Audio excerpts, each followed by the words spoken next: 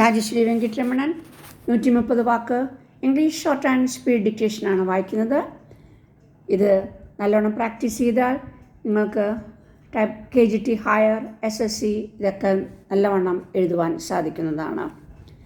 Okay, the third 5-year plan has by now traversed half of its time, and it is appropriate to see whether it has covered half the distance towards its achievement. A quick retrospect immediately reveals that the sector in which the performance has been most disheartening is agriculture.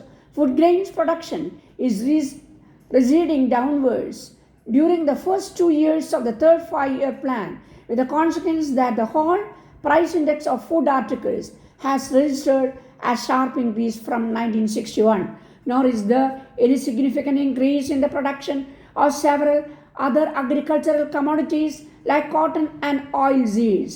In our country, since agricultural production depends so heavily on the weather, it is not unusual to have a series of bad harvests consecutively.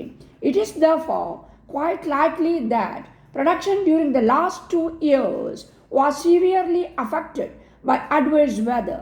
In view of this, it is the usual practice to measure the progress in agricultural production by a reference to what is called the additional production potential rather than the actually realized. The production potential is measured on the basis of physical achievements in regard to different programs of agricultural improvement like irrigation, fertilizers, seeds, etc., and a yardstick formulas of conversion into production figures.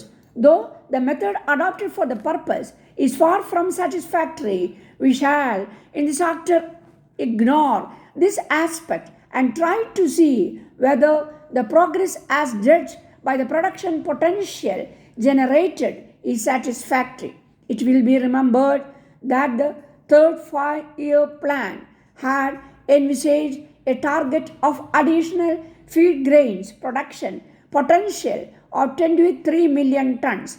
As against this, from such information as is available, the production potential generated during the first 2 years of the plan would be of the order of 5 or 6 million tons. If the higher of the two figures is used for deriving an earlier yearly average, the additional potential at the end of the third 5-year plan will be only 15 million tons. We can, of course, hope that in the remaining period of the plan, progress will be accelerated. As already mentioned, the figures given above represent the total of the contribution of different items in the program of increasing agricultural production.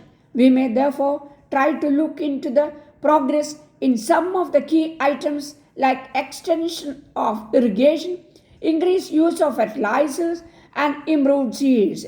It should be noted that the basis on which the appraisal is made is again far from satisfactory. Though there is considerable scope for improvement in this method, and the machinery for the collection and compilation of the basic data necessary for the purpose, it should be considered that in the nature of things, some of the information is extremely difficult to obtain, and more so to obtain it with a reasonable assurance about its accuracy. The third 5-year plan document had envisaged a target of covering 12 million acres with minor irrigation. Financial allocation to minor irrigation has been stepped up, but even so, it would be unrealistic to hope that the revised target under minor irrigation will be reached by the end of the third 5-year plan. The performance in regard to coverage under improved seeds is no better.